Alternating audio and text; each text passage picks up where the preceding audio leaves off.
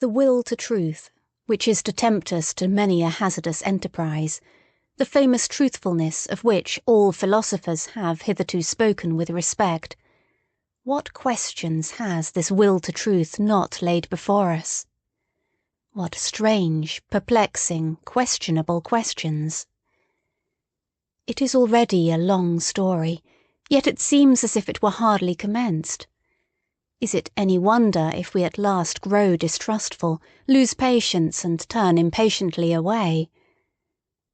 That this Sphinx teaches us at last to ask questions ourselves.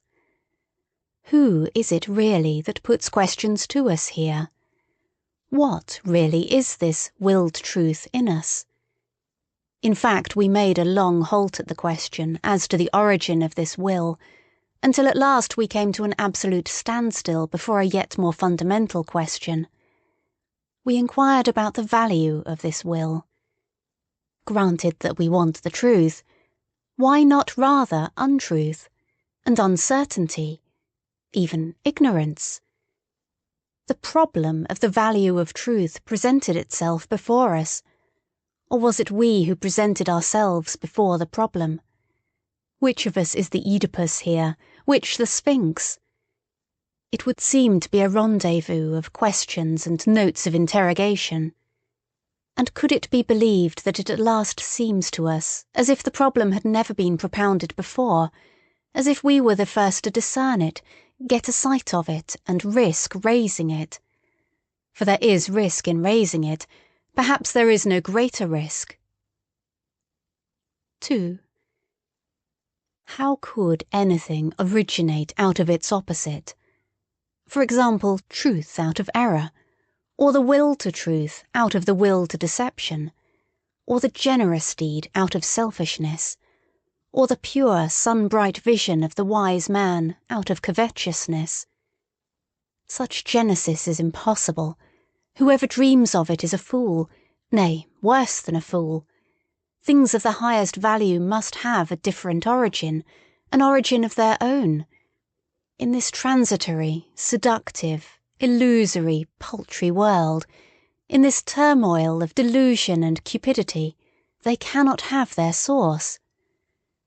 But rather in the lap of being, in the intransitory, in the concealed God, in the thing in itself, there must be their source, and nowhere else. This mode of reasoning discloses the typical prejudice by which metaphysicians of all times can be recognised. This mode of valuation is at the back of all their logical procedure. Through this belief of theirs, they exert themselves for their knowledge, for something that is, in the end, solemnly christened the truth. The fundamental belief of metaphysicians is the belief in antitheses of values. It never occurred even to the wariest of them to doubt here on the very threshold, where doubt, however, was most necessary, though they had made a solemn vow, de omnibus dubitandum. For it may be doubted, firstly, whether antitheses exist at all, and secondly, whether the popular valuations and antitheses of value upon which metaphysicians have set their seal are not, perhaps, merely superficial estimates, merely provisional perspectives, besides being probably made from some corner, perhaps from below, frog perspectives, as it were, to borrow an expression current among painters. In spite of all the value which may belong to the true, the positive and the unselfish, it might be possible that a higher and more fundamental value for life generally should be assigned to pretence, to the will to delusion, to selfishness and cupidity. It might even be possible that what constitutes the value of those good and respected things consists precisely in their being insidiously related, knotted and crocheted to these evil and apparently opposed things, perhaps even in being essentially identical with them. Perhaps. But who wishes to concern himself with such dangerous perhapses? For that investigation one must await the advent of a new order of philosophers, such as will have other tastes and inclinations, the reverse of those hitherto prevalent. philosophers of the dangerous perhaps in every sense of the term. And to speak in all seriousness, I see such new philosophers beginning to appear. 3. Having kept a sharp eye on philosophers, and having read between their lines long enough, I now say to myself that the greater part of conscious thinking must be counted among the instinctive functions, and it is so even in the case of philosophical thinking. One has here to learn anew, as one learned anew about heredity and innateness. As little as the act of birth comes into consideration in the whole process and continuation of heredity, just as little is being conscious opposed to the instinctive in any decisive sense, the greater part of the conscious thinking of a philosopher is secretly influenced by his instincts and forced into definite channels. And behind all logic and its seeming sovereignty of movement, there are valuations, or, to speak more plainly, physiological demands for the maintenance of a definite mode of life. For example, that the certain is worth more than the uncertain, that illusion is less valuable than truth. Such valuations, in spite of their regulative importance for us, might, notwithstanding, be only superficial valuations, special kinds of niaiserie, such as may be necessary for the maintenance of beings such as ourselves. Supposing, in effect, that man is not just the measure of things. 4. The falseness of an opinion is not for us any objection to it. It is here, perhaps, that our new language sounds most strangely. The question is, how far an opinion is life-furthering, life-preserving, species-preserving, perhaps species-rearing, and we are fundamentally inclined to maintain that the falsest opinions, to which the synthetic judgments a priori belong, are the most indispensable to us, that without a recognition of logical fictions, without a comparison of reality with the purely imagined world of the absolute and immutable, without a constant counterfeiting of the world by means of numbers, man could not live, that the renunciation of false opinions would be a renunciation of life, a negation of life. To recognise untruth as a condition of life, that is certainly to impugn the traditional ideas of value in a dangerous manner, and a philosophy which ventures to do so has thereby alone placed itself beyond good and evil. 5. That which causes philosophers to be regarded half distrustfully and half mockingly is not the oft-repeated discovery how innocent they are, how often and easily they make mistakes and lose their way, in short how childish and childlike they are, but that there is not enough honest dealing with them, whereas they all raise a loud and virtuous outcry when the problem of truthfulness is even hinted at in the remotest manner. They all pose as though their real opinions had been discovered and attained through the self-evolving of a cold, pure, divinely indifferent dialectic, in contrast to all sorts of mystics, who, fairer and foolisher, talk of inspiration, whereas, in fact, a prejudiced proposition, idea or suggestion, which is generally their heart's desire, abstracted and refined, is defended by them with arguments sought out after the event. They are all advocates who do not wish to be regarded as such, generally astute defenders also of their prejudices, which they dub truths, and very far from having the conscience which bravely admits this to itself, very far from having the good taste of the courage which goes so far as to let this be understood, perhaps to warn friend or foe, or in cheerful confidence and self-ridicule. The spectacle of the tartuffery of old Kant, equally stiff and decent, with which he entices us into the dialectic byways that lead, more correctly mislead, to his categorical imperative, makes us fastidious ones smile, we who find no small amusement in spying out the subtle tricks of old moralists and ethical preachers. Or, still more so, the hocus-pocus in mathematical form, by means of which Spinoza has, as it were, clad his philosophy in mail and mask. In fact, the love of his wisdom, to translate the term fairly and squarely, in order thereby to strike terror at once into the heart of the assailant who should dare to cast a glance on that invincible maiden, that Pallas Athene. How much of personal timidity and vulnerability does this masquerade of a sickly recluse betray? 6.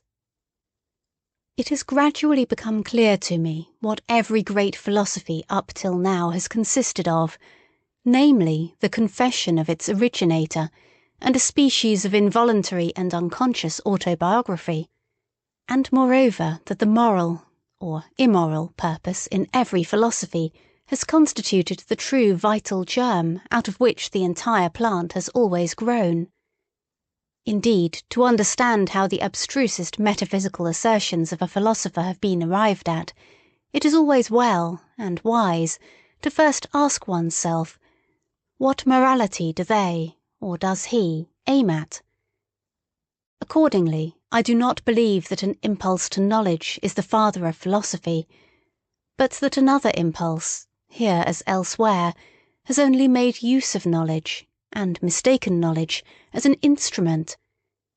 But whoever considers the fundamental impulses of man with a view to determining how far they may have here acted as inspiring genii, or as demons and kobolds, will find that they have all practised philosophy at one time or another, and that each one of them would have been only too glad to look upon itself as the ultimate end of existence and the legitimate lord over all the other impulses. For every impulse is imperious, and as such attempts to philosophize. To be sure, in the case of scholars, in the case of really scientific men, it may be otherwise, better, if you will.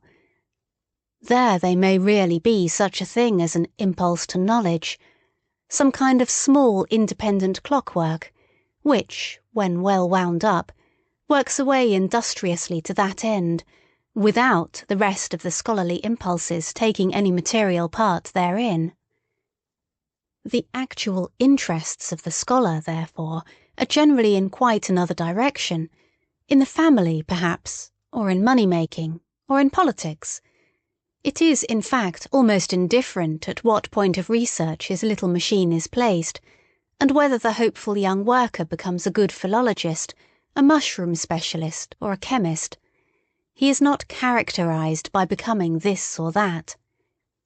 In the philosopher, on the contrary, there is absolutely nothing impersonal, and above all his morality furnishes a decided and decisive testimony as to who he is, that is to say, in what order the deepest impulses of his nature stand to each other. 7. How malicious philosophers can be. I know of nothing more stinging than the joke Epicurus took the liberty of making on Plato and the Platonists. He called them Dionysiokolakes. In its original sense, and on the face of it, the word signifies flatterers of Dionysius, consequently tyrants' accessories and lickspittles. Besides this, however, it is as much to say, they are all actors, there is nothing genuine about them. For Dionysio-Colax was a popular name for an actor. And the latter is really the malignant reproach that Epicurus cast upon Plato. He was annoyed by the grandiose manner, the mise-en-scène style of which Plato and his scholars were masters, of which Epicurus was not a master. He, the old school-teacher of Samos, who sat concealed in his little garden at Athens, and wrote 300 books, perhaps out of rage and ambitious envy of Plato, who knows? Greece took 100 years to find out who the garden god Epicurus really was. Did she ever find out? 8. There is a point in every philosophy at which the conviction of the philosopher appears on the scene, or, to put it in the words of an ancient mystery, adventavit asinus, pulcher et fortissimus. 9. You desire to live according to nature? Oh, you noble Stoics, what fraud of words! Imagine to yourselves a being like nature, boundlessly extravagant, boundlessly indifferent, without purpose or consideration, without pity or justice, at once fruitful and barren and uncertain. Imagine to yourselves indifference as a power. How could you live in accordance with such indifference? To live, is not that just endeavouring to be otherwise than this nature? Is not living, valuing, preferring, being unjust, being limited, endeavouring to be different? And granted that your imperative, living according to nature, means actually the same thing as living according to life, how could you do differently? Why should you make a principle out of what you yourselves are and must be? In reality, however, it is quite otherwise with you. While you pretend to read with rapture the canon of your law in nature, you want something quite the contrary, you extraordinary stage players and self-deluders. In your pride, you wish to dictate your morals and ideals to nature herself, and to incorporate them therein. You insist that it shall be nature, according to the Stoa, and would like everything to be made after your own image, as a vast, eternal glorification and generalization of Stoicism. With all your love for truth, you have forced yourselves so long, so persistently, and with such hypnotic rigidity to see nature falsely, that is to say stoically, that you are no longer able to see it otherwise. And, to crown all, some unfathomable superciliousness gives you the bedlamite hope that because you are able to tyrannize over yourselves, Stoicism is self-tyranny, nature will also allow herself to be tyrannized over. Is not the Stoic a part of nature? But this is an old and everlasting story. What happened in old times with the Stoics still happens today, as soon as ever a philosophy begins to believe in itself. It always creates the world in its own image. It cannot do otherwise. Philosophy is this tyrannical impulse itself, the most spiritual will to power, the will to creation of the world, the will to the causa prima. 10. The eagerness and subtlety, I should even say craftiness, with which the problem of the real and the apparent world is dealt with at present throughout Europe, furnishes food for thought and attention, and he who hears only a will to truth in the background and nothing else, cannot certainly boast of the sharpest ears. In rare and isolated cases, it may really have happened that such a will to truth, a certain extravagant and adventurous pluck, a metaphysician's ambition of the forlorn hope, has participated therein, that which in the end always prefers a handful of certainty to a whole cartload of beautiful possibilities. There may even be puritanical fanatics of conscience who prefer to put their last trust in a sure nothing rather than in an uncertain something. But that is nihilism, and the sign of a despairing, mortally wearied soul, notwithstanding the courageous bearing such a virtue may display.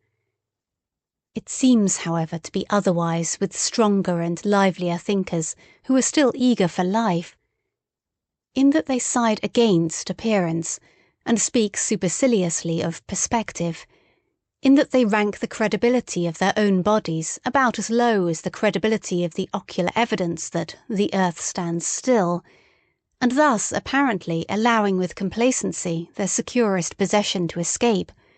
For what does one at present believe in more firmly than in one's body? Who knows if they are not really trying to win back something which was formerly an even securer possession, something of the old domain of the faith of former times, perhaps the immortal soul, perhaps the old God, in short, ideas by which they could live better, that is to say more vigorously and more joyously, than by modern ideas. There is distrust of these modern ideas in this mode of looking at things, a disbelief in all that has been constructed yesterday and today. There is perhaps some slight admixture of satiety and scorn, which can no longer endure the bric-a-brac of ideas of the most varied origin, such as so-called positivism at present throws on the market, a disgust of the more refined taste at the village fair mottliness and patchiness of all these reality philosophers, in whom there is nothing either new or true except this mottliness. Therein it seems to me that we should agree with those sceptical anti-realists and knowledge microscopists of the present day. Their instinct, which repels them from modern reality, is unrefuted. What do their retrograde bypaths concern us? The main thing about them is not that they wish to go back, that they wish to get away therefrom. A little more strength, swing, courage and artistic power, and they would be off and not back. 11. It seems to me that there is everywhere an attempt at present to divert attention from the actual influence which Kant exercised on German philosophy, and especially to ignore prudently the value which he set upon himself. Kant was, first and foremost, proud of his table of categories. With it in his hand, he said, "This is the most difficult thing that could ever be undertaken on behalf of metaphysics." Let us only understand this could be. He was proud of having discovered a new faculty in man, the faculty of synthetic judgment a priori. Granting that he deceived himself in this matter, the development and rapid flourishing of German philosophy depended nevertheless on his pride, and on the eager rivalry of the younger generation to discover if possible something, at all events new faculties, of which to be still prouder. But let us reflect for a moment. It is high time to do so. How are synthetic judgments a priori possible? Kant asks himself, and what is really his answer? By means of a means, faculty. But unfortunately not in 5 words, but so circumstantially, imposingly, and with such display of German profundity and verbal flourishes, that one altogether loses sight of the comical niaiserie allemande involved in such an answer. People were beside themselves with delight over this new faculty, and the jubilation reached its climax when Kant further discovered a moral faculty in man. For at that time Germans were still moral, not yet dabbling in the politics of hard fact. Then came the honeymoon of German philosophy. All the young theologians of the Tübingen institution went immediately into the groves, all seeking for faculties. And what did they not find in that innocent, rich and still youthful period of the German spirit, to which romanticism, the malicious fairy, piped and sang, when one could not yet distinguish between finding and inventing? Above all, a faculty for the transcendental, Schelling christened it, intellectual intuition, and thereby gratified the most earnest longings of the naturally pious-inclined Germans. One can do no greater wrong to the whole of this exuberant and eccentric movement, which was really youthfulness, notwithstanding that it disguised itself so boldly in hoary and senile conceptions, than to take it seriously, or even treat it with moral indignation. Enough, however, the world grew older and the dream vanished. A time came when people rubbed their foreheads, and they still rub them today. People had been dreaming, and first and foremost old Kant. By means of a means, faculty, he had said, or at least meant to say. But is that an answer, An explanation? Or is it not rather merely a repetition of the question? How does opium induce sleep? By means of a means, faculty, namely the virtus dormitiva, replies the doctor in Molière. Quia est in eo virtus dormitiva, cujus est natura sensus assoupir.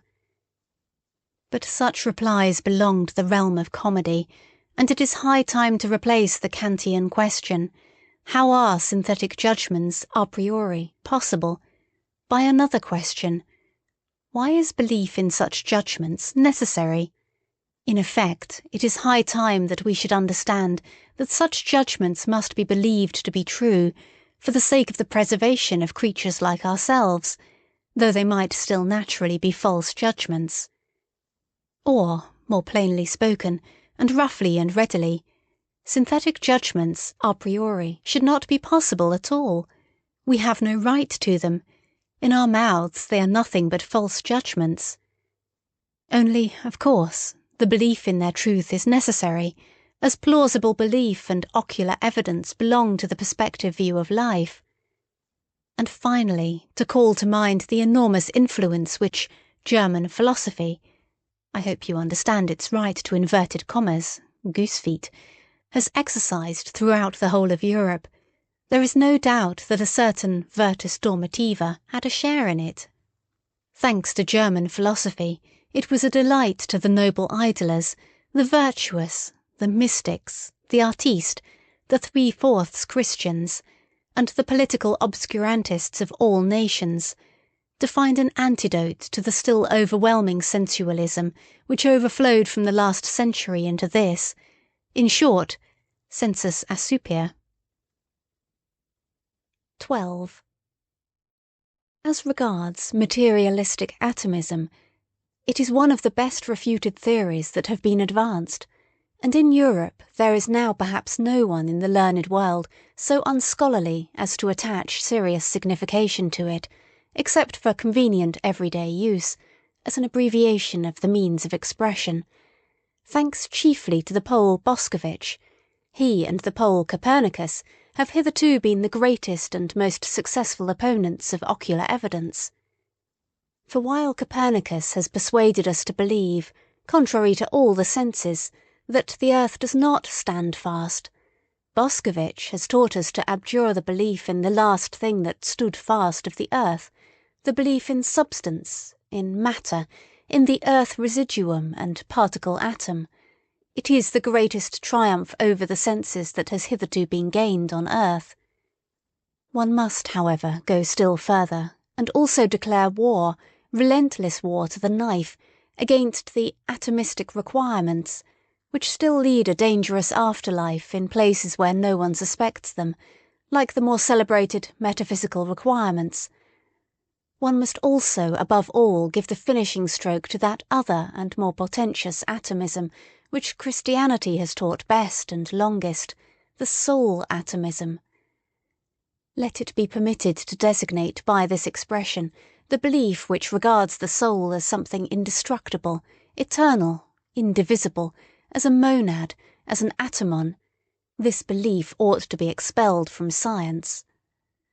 Between ourselves, it is not at all necessary to get rid of the soul thereby, and thus renounce one of the oldest and most venerated hypotheses, as happens frequently to the clumsiness of naturalists, who can hardly touch upon the soul without immediately losing it.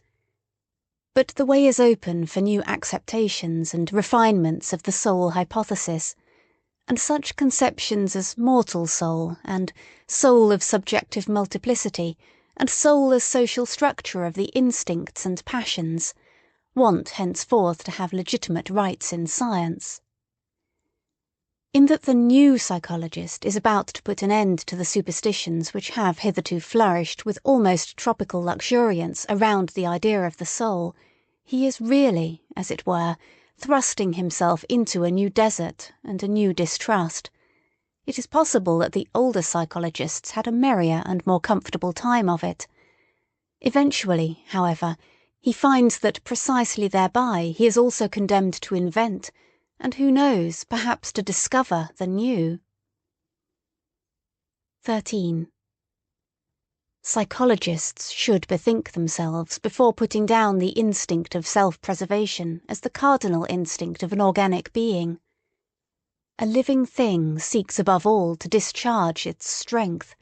Life itself is will to power. Self-preservation is only one of the indirect and most frequent results thereof. In short, here, as everywhere else, let us beware of superfluous teleological principles, one of which is the instinct of self-preservation. We owe it to Spinoza's inconsistency. It is thus, in effect, that method ordains, which must be essentially economy of principles. 14. It is perhaps just dawning on 5 or 6 minds that natural philosophy is only a world exposition and world arrangement, according to us, if I may say so, and not a world explanation. But in so far as it is based on belief in the senses, it is regarded as more, and for a long time to come must be regarded as more, namely as an explanation. It has eyes and fingers of its own. It has ocular evidence and palpableness of its own. This operates fascinatingly, persuasively, and convincingly upon an age with fundamentally plebeian tastes. In fact, it follows instinctively the canon of truth of eternal popular sensualism. What is clear? What is explained? Only that which can be seen and felt. One must pursue every problem thus far. Obversely, however, the charm of the Platonic mode of thought, which was an aristocratic mode, consisted precisely in resistance to obvious sense evidence, perhaps among men who enjoyed even stronger and more fastidious senses than our contemporaries, but who knew how to find a higher triumph in remaining masters of them, and this by means of pale, cold, grey conceptional networks which they threw over the motley whirl of the senses, the mob of the senses, as Plato said. In this overcoming of the world and interpreting of the world in the manner of Plato, there was an enjoyment different from that which the physicists of today offer us, and likewise the Darwinists and anti-teleologists among the physiological workers, with their principle of the smallest possible effort and the greatest possible blunder. Where there is nothing more to see or to grasp, there is also nothing more for men to do. That is certainly an imperative different from the Platonic one, but it may notwithstanding be the right imperative for a hardy, laborious race of machinists and bridge builders of the future, who have nothing but rough work to perform. 15. To study physiology with a clear conscience, one must insist on the fact that the sense organs are not phenomena in the sense of the idealistic philosophy. As such, they certainly could not be causes. Sensualism, therefore, at least as regulative hypothesis, if not as heuristic principle. What? And others say even that the external world is the work of our organs. But then our body, as a part of this external world, would be the work of our organs. But then our organs themselves would be the work of our organs. It seems to me that this is a complete reductio ad absurdum. If the conception causa sui is something fundamentally absurd. Consequently, the external world is not the work of our organs. 16. There are still harmless self-observers who believe that there are immediate certainties. For instance, I think, or as the superstition of Schopenhauer puts it, I will, as though cognition here got hold of its object purely and simply as the thing in itself, without any falsification taking place either on the part of the subject or the object. I would repeat it, however, 100 times, that immediate certainty, as well as absolute knowledge and the thing in itself, involve a contradicto in adjecto. We really ought to free ourselves from the misleading significance of words. The people on their part may think that cognition is knowing all about things, but the philosopher must say to himself, when I analyse the process that is expressed in the sentence, I think, I find a whole series of daring assertions, the argumentative proof of which would be difficult, perhaps impossible. For instance, that it is I who think, that there must necessarily be something that thinks, that thinking is an activity and operation on the part of a being who is thought of as a cause, that there is an ego, and finally that it is already determined what is to be designated by thinking, that I know what thinking is. For if I had not already decided within myself what it is, by what standard could I determine whether that which is just happening is not perhaps willing or feeling? In short, the assertion I think assumes that I compare my state at the present moment with other states of myself which I know, in order to determine what it is. On account of this retrospective connection with further knowledge, it has, at any rate, no immediate certainty for me. In place of the immediate certainty in which the people may believe in the special case, the philosopher thus finds a series of metaphysical questions presented to him, veritable conscience questions of the intellect, to wit, whence did I get the notion of thinking? Why do I believe in cause and effect? What gives me the right to speak of an ego, and even of an ego as cause, and finally of an ego as cause of thought? He who ventures to answer these metaphysical questions at once by an appeal to a sort of intuitive perception, like the person who says, I think, and to know that this, at least, is true, actual and certain, will encounter a smile and two notes of interrogation in a philosopher nowadays. Sir, the philosopher will perhaps give him to understand, it is improbable that you are not mistaken, but why should it be the truth? 17.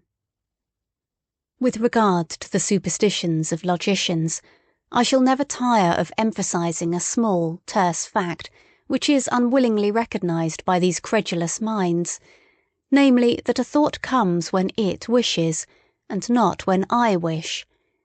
So that it is a perversion of the facts of the case to say that the subject, I, is the condition of the predicate, think. One thinks. But that this one is precisely the famous old ego is, to put it mildly, only a supposition, an assertion, and assuredly not an immediate certainty. After all, one has even gone too far with this one thinks. Even the one contains an interpretation of the process, and does not belong to the process itself. One infers here according to the usual grammatical formula. To think is an activity.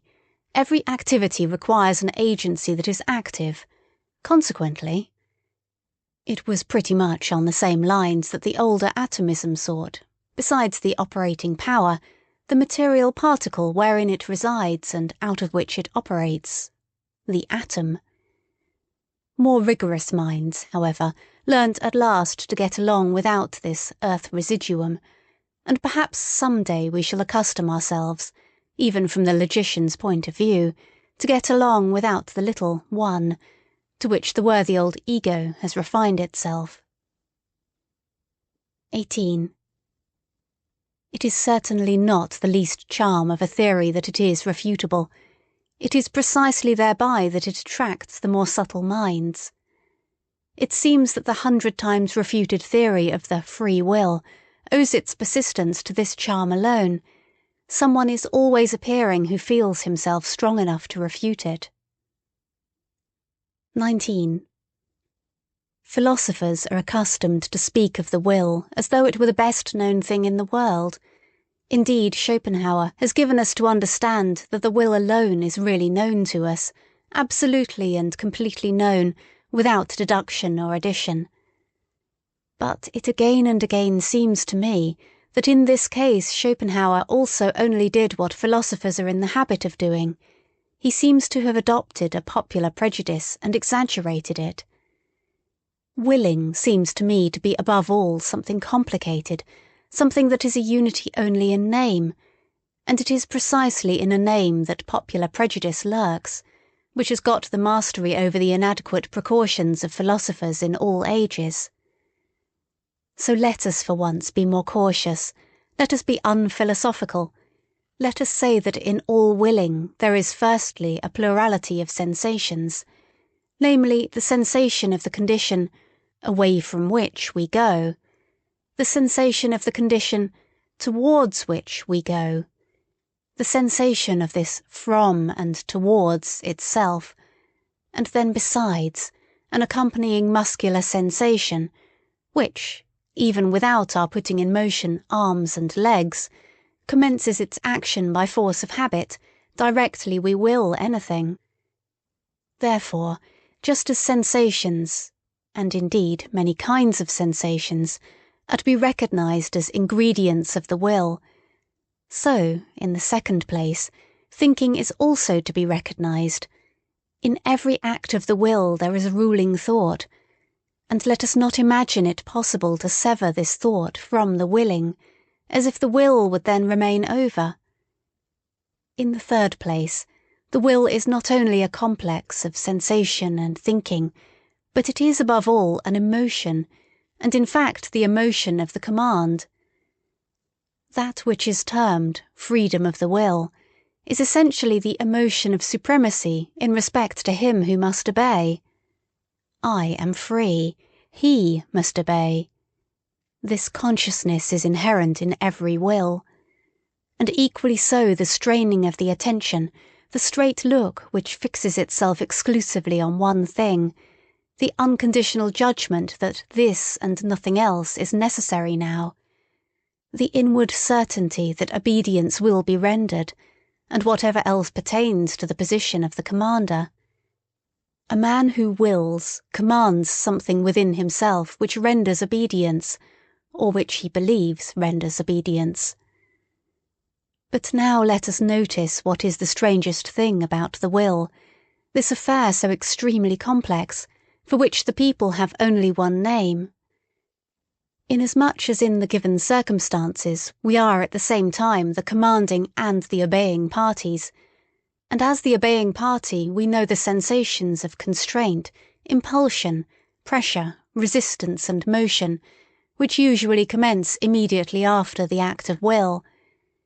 Inasmuch as, on the other hand, we are accustomed to disregard this duality and to deceive ourselves about it by means of the synthetic term I, a whole series of erroneous conclusions, and consequently of false judgments about the will itself, has become attached to the act of willing, to such a degree that he who wills believes firmly that willing suffices for action.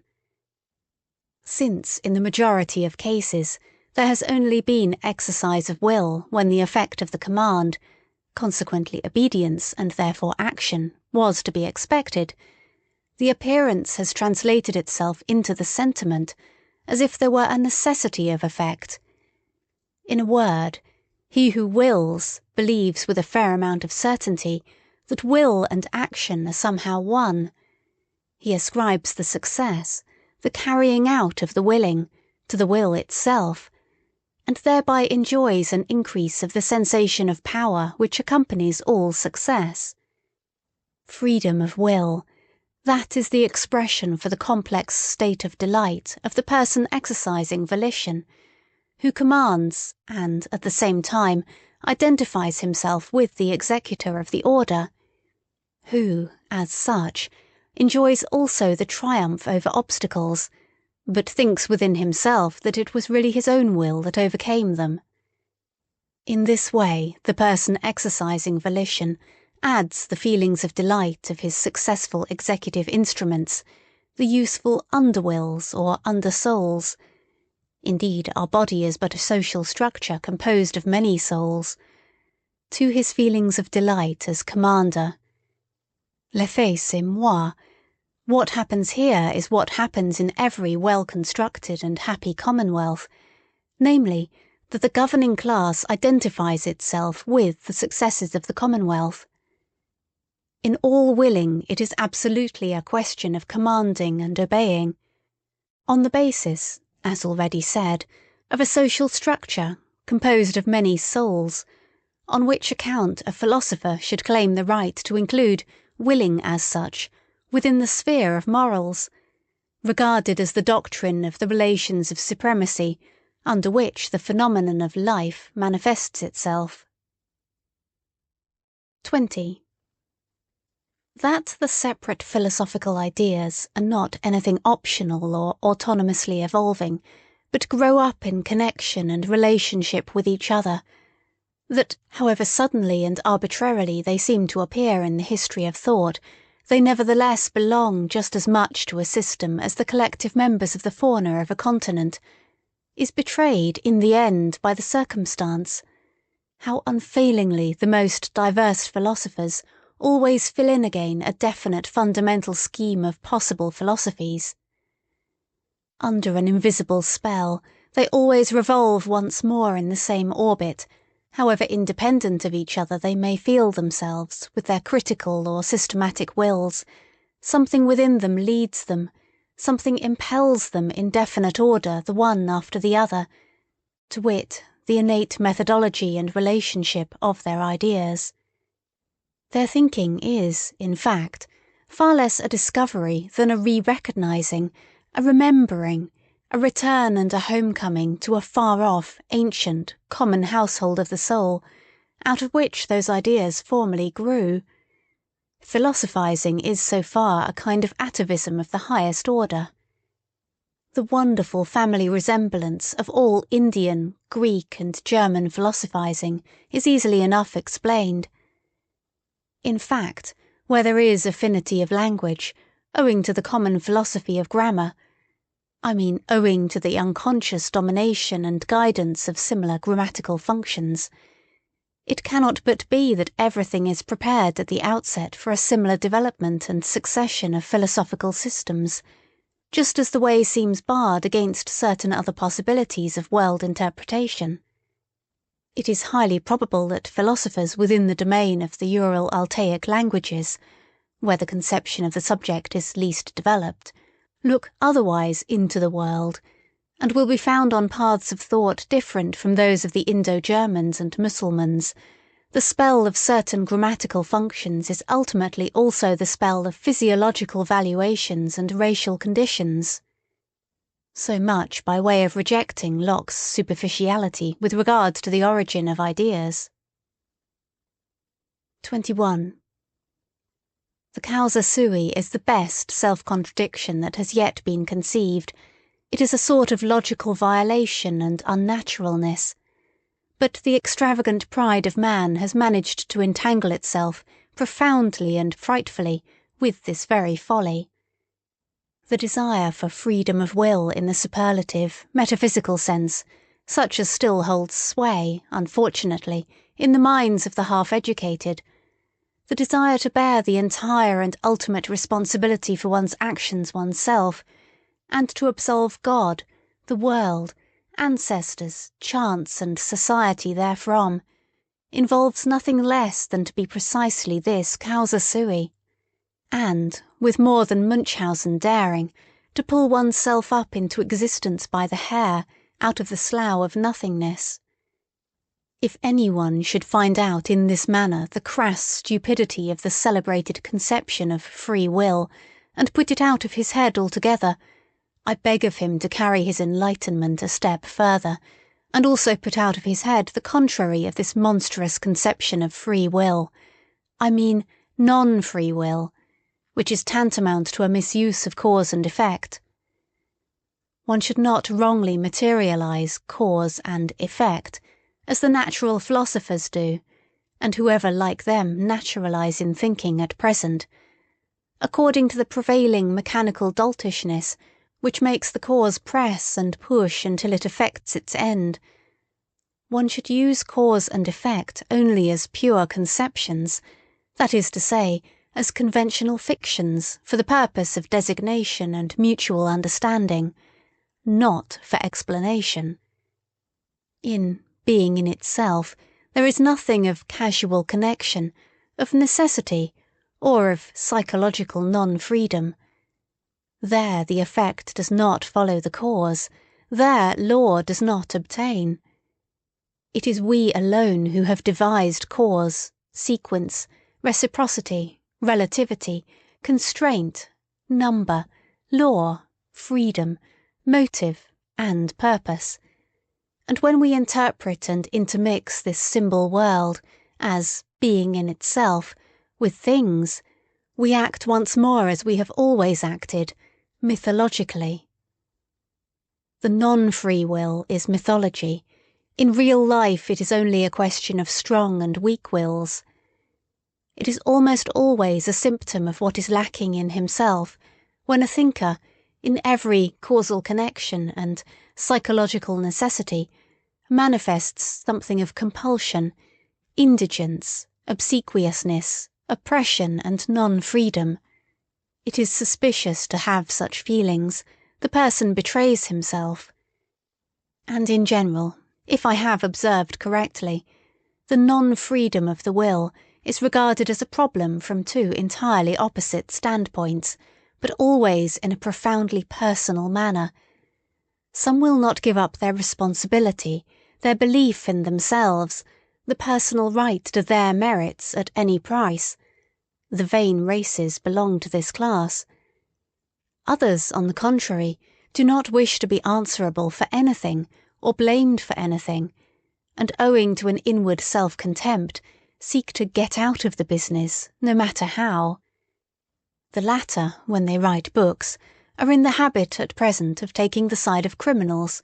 A sort of socialistic sympathy is their favourite disguise. And as a matter of fact, the fatalism of the weak-willed embellishes itself surprisingly when it composes La religion de la souffrance humaine. That is its good taste. 22.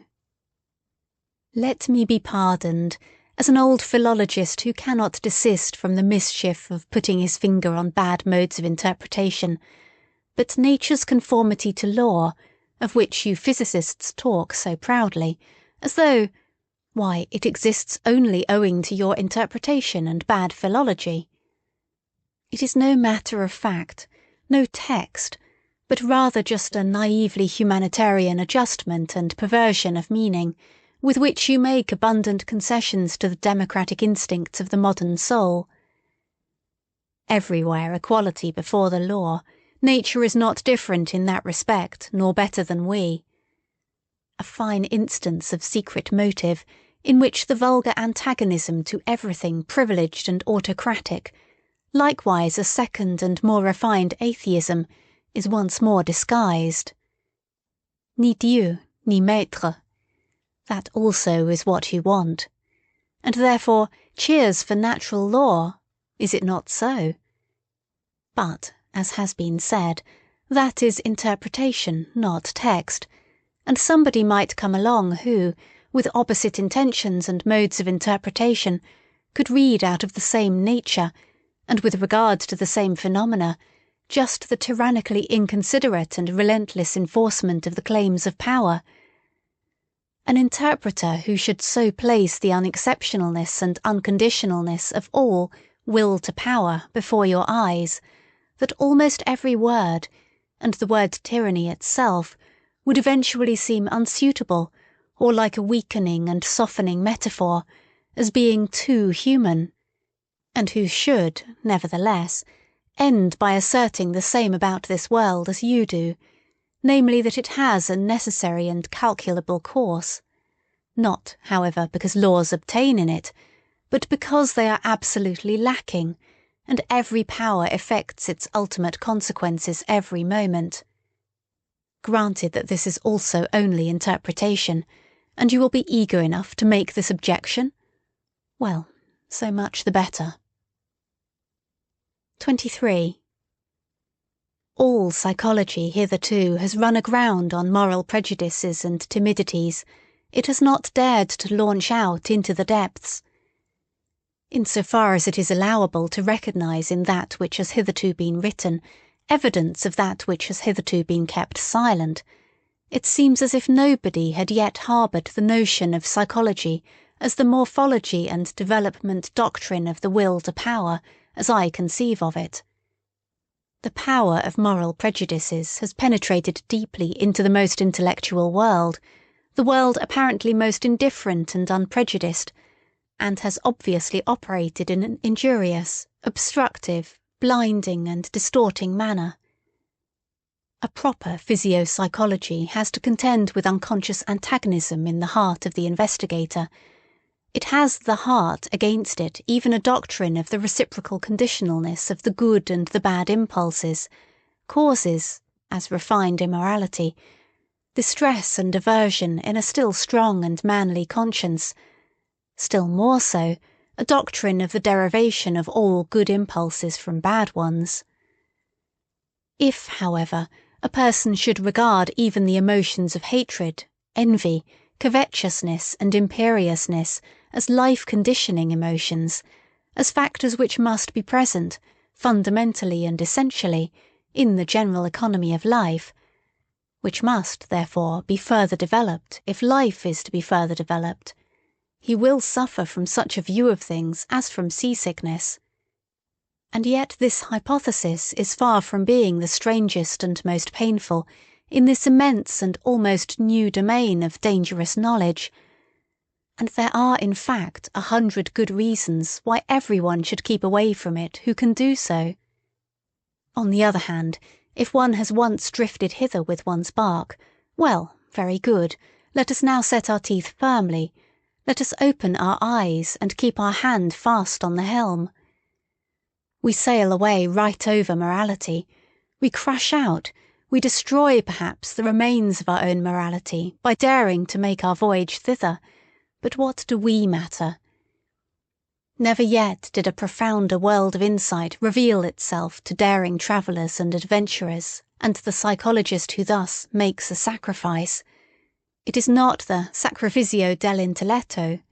On the contrary, will at least be entitled to demand in return that psychology shall once more be recognised as the queen of the sciences, for whose service and equipment the other sciences exist. For psychology is once more the path to the fundamental problems.